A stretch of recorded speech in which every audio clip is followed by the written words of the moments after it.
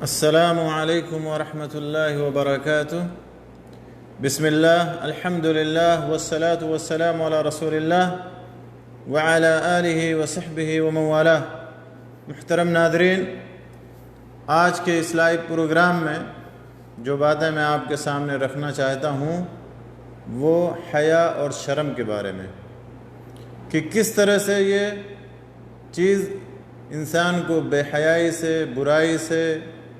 گناہ سے روکتی ہے، اور کس طرح سے ایک مسلمان کو حیادار اور با حیا ہونا چاہیے۔ میرے دوستو، حیا کے سلسلے میں کہ حیا یہ ایمان کا ایک جز ہے یا ایمان کا ایک حصہ ہے، اس بارے میں یا حیا کی اہمیت اور اس کی فضیلت کے بارے میں کئی احادیث وارد ہیں، جس میں اللہ کے نبی صلی اللہ علیہ وسلم نے حیا کی فضیلت کو یا حیا کی اہمیت کو بیان کیا، حیا اور شرم کی۔ اس سلسلے میں ایک حدیث ہے، بہت پیاری حدیث، مشہور اور معروف حدیث ہے، اور امام نووی رحمۃ اللہ علیہ نے اس کو 40 کے اندر بھی ذکر کیا ہے، 40 نوویہ کے اندر۔ یہ حدیث ابو مسعود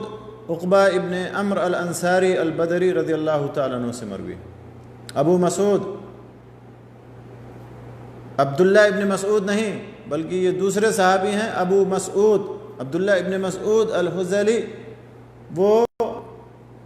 مہاجرین صحابہ میں سے ہیں، جبکہ یہ روایت جن سے مروی ہے وہ ابو مسعود ہیں اور وہ انصاری صحابی ہیں، بدری ہیں۔ بدری اس لیے نہیں کہ انہوں نے جنگ بدر کے اندر شرکت کی، بلکہ بدری ان کو اس لیے کہا جاتا ہے کیونکہ انہوں نے بدر کے اندر سکونت اور رہائش اختیار کی۔ ان سے یہ حدیث مروی ہے، کہتے ہیں کہ رسول اللہ صلی اللہ علیہ وسلم نے ارشاد فرمایا، کیا فرمایا؟ ان مما ادرک الناس من کلام النبوۃ الاولى اذا لم تستحی فاصنع ما شئت، رواہ البخاری۔ صحیح بخاری کے حوالے سے یہ حدیث ہے، اور حدیث کی دوسری کتابوں کے حوالے سے، کہ پچھلی نبوت کی باتوں میں سے جو بات لوگوں تک پہنچی ہے، انہی میں سے ایک بات یہ ہے کہ جب تمہیں شرم و حیا نہ ہو تو جو چاہو کرو۔ یہ حدیث جو ہے بہت ہی عظیم حدیث ہے، بلکہ اتنی عظیم حدیث ہے کہ اس پر پورے اسلام کا دار و مدار اور پورے حسن اخلاق کا دار و مدار ہے۔ مختصر بات ہے لیکن معنی بہت ہی اس کا عظیم ہے، اور یہ جوامع الکلم میں سے ہے، جوامع الکلم میں سے ہے، جس کو نبی صلی اللہ علیہ وسلم کو عطا کیا گیا۔ ابن العطار رحمہ اللہ فرماتے ہیں اس حدیث کے بارے میں کہ هذا الحدیث اصل کبیر لمن تأمل معناه، کہ یہ حدیث بہت ہی عظیم اصل ہے اس شخص کے لیے جو اس کا معنی غور کرے، اس کے معنی میں غور و فکر کرے اور اس کے مطابق عمل کرے۔ اور یہ پچھلی نبوت کی باتوں میں سے ہے، پچھلی نبوت کی باتوں میں سے ہے، اور گزرے ہوئے انبیاء کی حکمت کی باتوں میں سے ہے، اور اس میں یہ حدیث بہت سارے بھلائیوں کو، یا یہ کلام اور یہ بات بہت سارے بھلائیوں کو جامع اور شامل ہے۔ تو میرے دوستو، بات بہت ہی مختصر ہے کہ اذا لم تستحی فاصنع ما شئت، کہ جب تمہارے اندر شرم اور حیا نہ ہو تو جو چاہو کرو، اور یہ پہلی نبوت کی باتوں میں سے ہے، جیسا کہ اس حدیث میں اللہ کے نبی صلی اللہ علیہ وسلم نے بیان فرمایا۔ اور ہم تمام لوگ جانتے ہیں کہ سب سے پہلے نبی آدم علیہ السلام، سب سے پہلے نبی آدم علیہ السلام ہے، اور سب سے پہلے رسول نوح علیہ السلام ہیں۔ اور آدم علیہ السلام کی نبوت کے بارے میں قرآن کے اندر اور احادیث کے اندر دلائل موجود ہیں۔ اللہ تعالیٰ نے فرمایا ان اللہ اصطفى آدم ونوحا وآل ابراہیم وآل عمران علی العالمین۔ تو آدم علیہ السلام کا ذکر اللہ تعالیٰ نے کیا، پھر نوح علیہ السلام کا ذکر کیا۔ تو آدم علیہ السلام سب سے پہلے نبی تھے، اور پھر اس کے بعد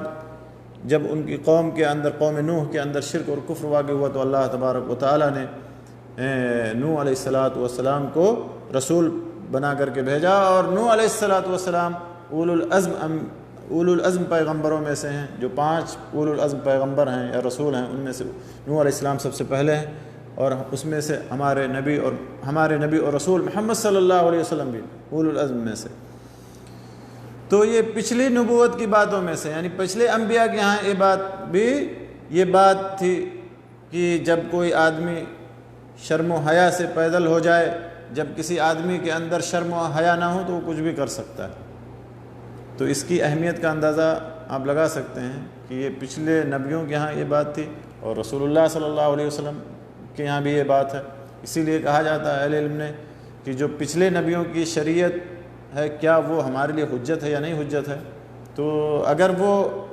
نبی صلی اللہ علیہ وسلم کی شریعت کے مخالف ہے تو بالکل حجت نہیں ہے، اور اگر نبی صلی اللہ علیہ وسلم کی شریعت کے موافق ہے تو نبی صلی اللہ علیہ وسلم کی شریعت پر بھی اور پچھلے نبیوں کی شریعت پر بھی عمل ہوگا۔ لیکن اگر ایسی بات ہے جو نبی صلی اللہ علیہ وسلم نہ تو مخالف ہے اور نہ موافق ہے بلکہ مسکوت عنہ ہے، یعنی نبی صلی اللہ علیہ وسلم کی شریعت میں اس بات کا کوئی ذکر نہیں آیا ہے، تو اس سلسلے میں اہل علم کے درمیان اختلاف۔ بہرحال یہ بات جو اس حدیث میں بیان کی گئی ہے حیا اور شرم کے بارے میں، کہ آدمی کے اندر اگر حیا نہ ہو تو وہ کچھ بھی کر سکتا ہے، اہل علم نے لکھا ہے کہ اس کا دو معنی ہو سکتا ہے۔ ایک معنی تو امر کا معنی ہو سکتا ہے جس میں تہدید اور وعید ہے، یا جس میں تہدید اور وعید ہو، اور اس سے مراد یہ ہے کہ جب حیا اور شرم نہ ہو تو کچھ بھی کرو، حیا اور شرم نہ ہو تمہارے اندر تو کچھ بھی کرو اور اللہ تمہارے عمل کا بدلہ دے گا۔ اور دوسرا معنی جیسا کہ اہل علم نے بیان کیا کہ اس کا معنی خبر کے معنی میں ہے، یعنی جو آدمی شرم نہیں کرتا، یا جو آدمی شرماتا نہیں ہے، جو آدمی حیادار نہیں ہوتا ہے، وہ کچھ بھی کرتا ہے، کیونکہ حیا جو ہے یہ بہت ساری چیزوں سے مانع ہوتی ہے، یا بہت ساری برائیوں سے، بہت سارے گندے کاموں سے حیا مانع ہوتی ہے، اور جس کے پاس حیا نہیں وہ آدمی ہر برائی کر سکتا ہے اور ہر فحش کام کے اندر ملوث ہو سکتا ہے۔ اور زمانے جاہلیت میں بھی عربوں کے بارے میں آتا ہے، یا عرب قوم کے بارے میں آتا ہے کہ ان کے اندر یہ صفت موجود تھی، جیسے ابو سفیان کا ذکر آیا ہے کہ اسلام سے پہلے جب ان سے نبی صلی اللہ علیہ وسلم کے بارے میں پوچھا گیا ہرقل کے سامنے، ہرقل بادشاہ کے سامنے، تو انہوں نے جھوٹ نہیں بولا بلکہ شرم اور حیا، جیسا کہ انہوں نے یہ ایسی صفت تھی جس نے ان کو جھوٹ بولنے سے روک دیا، اور انہوں نے خود اس بات کا اعتراف کیا، جیسا کہ بخاری کی حدیث میں ہے کہ اگر حیا معنی نہ ہوتی اس بات کی کہ لوگ مجھے جھوٹ بولنے کا طعنہ دیں گے تو میں جھوٹ بول دیتا، لیکن انہوں نے اس صفت کی وجہ سے، حیا جیسی صفت کی وجہ سے، انہوں نے اس بادشاہ کے سامنے اسلام لانے سے پہلے نبی صلی اللہ علیہ وسلم کے بارے میں جھوٹ نہیں بولا، اسی صفت کی وجہ سے۔ اور اس حدیث کے بہت سارے فوائد ہیں جیسا کہ اہل علم نے بیان کیا ہے۔ سب سے پہلا فائدہ یہ ہے کہ آدمی اگر حیا کو ترک کر دے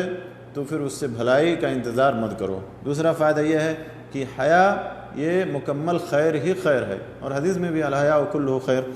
اور اسی طرح سے یہ اچھے اخلاق کی بنیاد ہے۔ حیا جو ہے اچھے اخلاق کی بنیاد ہے، یعنی جس کے اندر حیا ہوگی وہ اچھے اخلاق کا مالک ہوگا، اور یہ ایمان کے خصائص یا ایمان کے خصال اور ایمان کے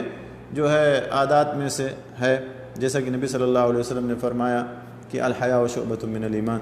کہ حیا جو ہے ایمان کے شعبوں میں سے ایک شعبہ ہے، یا ایمان کے حصوں میں سے ایک حصہ ہے۔ اور اسی طرح سے ایک فائدہ اس حدیث کا یہ ہے کہ حیا یہ انبیاء، صحابہ اور صالحین کی صفات میں سے ایک اہم صفت ہے۔ تو میرے دوستو، ہمیں اس حدیث سے سبق حاصل کرنا چاہیے، اور ہم اپنے اندر یہ صفت پیدا کرنی چاہیے، اور ہمیں حیادار بننا چاہیے۔ ہمیں حیا اور شرم کا دامن اپنے ہاتھ سے نہیں چھوڑنا چاہیے، کیونکہ اس کے بہت سارے فوائد ہیں، اور جس آدمی کے اندر سے یہ صفت ختم ہو جاتی ہے وہ آدمی کوئی بھی گناہ کر سکتا ہے، کوئی بھی برائی کر سکتا ہے، کوئی بھی فحش کام کر سکتا ہے۔ لہٰذا ہمیں اپنے اندر حیا پیدا کرنی چاہیے، اور یہ چیز ہمیں برائی سے روکے گی اور بھلائی پر ابھارے گی۔ اللہ تعالیٰ سے دعا ہے کہ اللہ ہمیں ان باتوں کو جاننے، سننے اور سمجھنے کے بعد اللہ ہمیں نیک عمل کرنے کی توفیق بخشے۔ آمین۔ وآخر دعوانا ان الحمدللہ رب العالمین، وصلی اللہ علی نبینا محمد وعلی آلہ وصحبہ اجمعین، وجزاکم اللہ خیرا واحسن الیکم۔